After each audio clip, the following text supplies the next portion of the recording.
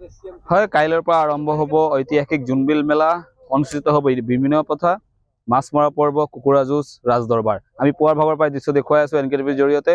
যি ঐতিহাসিক যি জোনবিলৰ পাৰত অনুষ্ঠিত জোনবিল মেলা অহাকালিৰ পৰা 3 দিনীয়াকৈ অনুষ্ঠিত হ'ব। আৰু অহাকালি পুৱাৰ ভাগতে গোভা ৰজাৰ যি দেওখাল শিৱথান আছে, শিৱথানত গোভা ৰজাই পূজা কৰাৰ পৰা আৰম্ভ হ'ব জোনবিল মেলা। তাৰপিছতে পতাকা উত্তোলন আৰু বিভিন্ন কাৰ্যসূচী সম্পন্ন হ'ব। আৰু অহাকালিয়ে ইয়াত উপস্থিত হ'ব অসমৰ মুখ্যমন্ত্ৰী হিমন্ত বিশ্ব শৰ্মা আৰু 22 গৰাকী তিৱা ৰজাক ৰাজভাত্তা প্ৰদান কৰিব। ভিডিঅ' জেনেছি দৃশ্য দেখুৱাই আছে। আমি পুৱাৰ ভাগত দেখুৱাইছিলোঁ বিভিন্ন ধৰণৰ কাৰ্যসূচী কেনেদৰে অনুষ্ঠিত হ'ব জোনবিল মেলা, আৰু এতিয়া পৰিৱেশ আমি দেখুৱাই আছোঁ। আৰু মই কৈছোঁ ইতিমধ্যে আৰক্ষীৰ উচ্চপদস্থ বিষয়া ইয়াত আহি উপস্থিত হৈছে। তেওঁলোকে যি সকলো দিশ পৰ্যবেক্ষণ কৰিছে, কেনেধৰণৰ যি নিৰাপত্তা দিশ পৰ্যবেক্ষণ কৰিছে। আমাৰ সৈতে তিৱা সাহিত্য পৰিষদৰ প্ৰাক্তন কাৰ্যবাহী বিষয়া আছে। কি ক'ব এই জোনবিল মেলা কালিৰ পৰা অনুষ্ঠিত হ'ব? এতিয়া কথা হ'ল কি, আপোনালোকে ইয়ালৈ ফিল্ডলৈ আহিছে, সকলো আয়োজন ইতিমধ্যে আমাৰ প্ৰস্তুতি হৈ উঠিছে। জোনবিল মেলা হ'ল বৰ ঐতিহাসিক মেলা।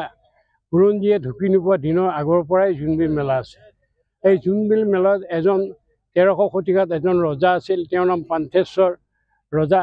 তেখেত মানে বৰ ভ্ৰমণপ্ৰিয় আৰু চিকাৰপ্ৰিয় আছিল। তেওঁ চিকাৰ কৰিবলৈ মায়াং অঞ্চললৈ গৈছিল, আৰু মায়াঙৰ পৰা ঘূৰি আহোঁতে এই বিলখান দেখিলে। বিলখানত মানে জোনাকৰ পোহৰ পৰি জিলমিল কৰি থকাৰ কাৰণে তেওঁ বৰ অভিভূত হৈ পৰিল। তাৰপিছতে তেওঁৰ মানে ৰাজভৱনলৈ গৈ তাত গৈ জিৰণি লৈ অলপ পিছদিনা গোটেই বিষয়ববীয়া তেওঁলোকৰ ৰাজ পৰিষদবৰ্গ বহি এই জোনবিলৰ কথাখিনি ৰজাই ব্যক্ত কৰাত সকলো যিমানবিলাক পৰিষদৰ তেওঁলোকৰ বিষয়ববীয়া আছিল, তেওঁলোকে জোনবিলৰ পাৰতেই গোভা ৰজাৰ মানে মাঘ বিহু উৰুকাটো পতাৰ এটা সিদ্ধান্ত গ্ৰহণ কৰে। তেতিয়াৰ পৰা এই জোনবিল মানে ইয়াত বৰ ভাল মানে হৈ আছে প্ৰতি বছৰে।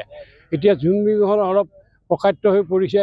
ইয়াৰো এটা মূল কাৰণ আছে, আমি কোনো বুৰঞ্জী বা তেনেকুৱা বাতৰি কাকত ক'তো পোৱা নাই যে পৃথিৱীত ক'ৰবাত এনেকুৱা এখন বজাৰ বহে য'ত বিনিময় বজাৰ। কিন্তু ইয়াত বিনিময় পথাৰ এখন বজাৰ বহে। পাহাৰৰ পৰা তিৱা, গাৰো, কাৰ্বি আদি প্ৰায় 85খন গাঁৱৰ মানুহ আহে, আৰু মেঘালয়ৰ পৰা 70খন গাঁৱৰ মানুহে ইয়াত উপস্থিত হৈ ৰঙীন সাজপাৰ পিন্ধি আহে।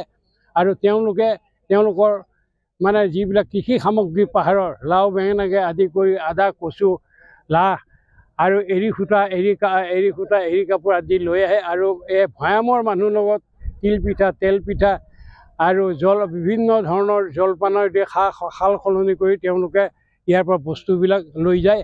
আৰু নিয়াৰ পিছত এটা নিয়ম আছে, তেওঁলোকে গোভা ৰাজ্যৰ পৰা নিয়া যিখিনি বস্তু থাকে সেইখিনি বস্তুৰে তেওঁলোকে তাত গৈ বিহু পাতে আৰু দেৱ দেৱী পূজা অৰ্চনা কৰে। জোনবিল মেলাৰ অন্তিম দিনত তেওঁলোকে গৈ উৰুকা উদযাপন কৰিব। ইয়াৰ পিছতে গৈ তেওঁলোকে মানে উৰুকা উদযাপন কৰে। হয়, এয়া আছিল তিৱা সাহিত্য পৰিষদৰ প্ৰথম গৰাকী যি মুখ্য কাৰ্যবাহী বিষয়া মন্তব্য। তেওঁ ইতিমধ্যে জোনবিলৰ যি ইতিহাস সন্দৰ্ভত তেওঁ ব্যৱক্ত কৰিছে। কথা আমাৰ লগত মেলা উদ্যুক্ত আছে জোৰচিন বৰদলৈদেৱ আছে।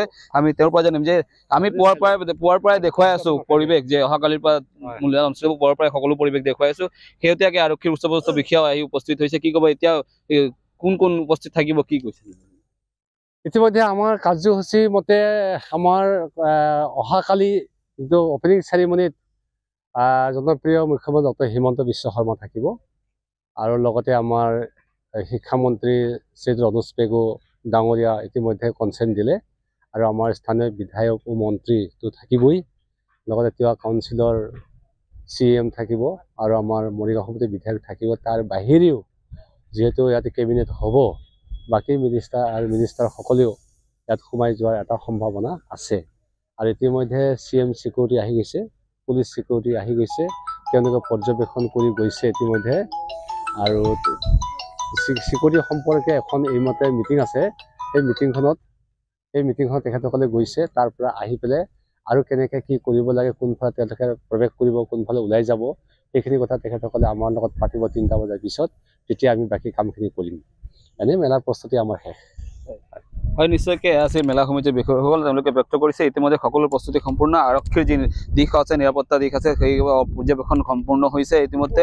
আৰু অহাকালিৰ পৰাই যি জোনবিল পাৰ জীপাল হৈ উঠিব, আৰু পৰহিলৈ যি ইতিহাস প্ৰসিদ্ধ বিনিময় প্ৰথা অনুষ্ঠিত হ'ব পাহাৰ আৰু ভৈয়ামৰ লোকৰ মাজত। আৰু এনেদৰে অহাকালিৰ পৰাই এক জীপাল হৈ উঠিব এই জোনবিলৰ পাৰ, আৰু দেখা যাব বিভিন্ন ধৰণৰ নানা ধৰণৰ সাংস্কৃতিক কাৰ্যসূচী।